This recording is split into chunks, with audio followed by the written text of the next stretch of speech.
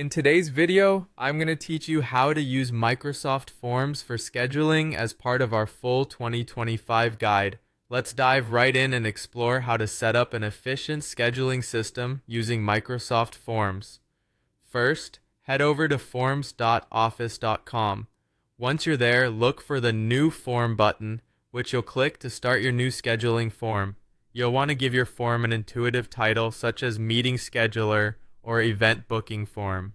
Following the title, add a brief description, something like, "Please select a date and time slot to confirm your booking." This will be helpful for participants to quickly understand the purpose of the form. Next, it's time to add date and time fields to your form. Hit the Add New button and select Date. When you're setting up the question, make sure to enable the Include Time option. This feature allows respondents to select not only a date, but also a specific time. This setup is perfect for scenarios where participants need to choose a preferred meeting time or session slot, offering both flexibility and clarity.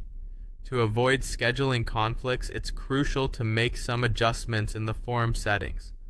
Open the Settings menu, which is represented by the three dots or the icon. Here, you'll want to enable the one response per person option to prevent duplicate bookings.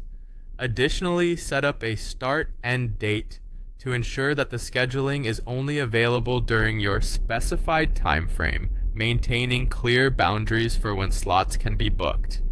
Now let's move on to collecting participant details. It's essential to include fields for capturing the full name, required, email address, also required as it allows for sending confirmations, and phone number, optional, useful for reminders. You might also want to add a notes or preferences text field where respondents can provide additional information or special requests. Once your form is set up, you'll need to share it with your target audience. Click the Share button to access options for sharing your form. You can copy and distribute the link, generate a QR code, or send an email invitation. If you're working within Microsoft Teams, consider adding the form as a tab for easy access. For broader public availability, be sure to select it. Anyone with the link can respond option. Finally, once responses are coming in, you'll want to track and manage those effectively.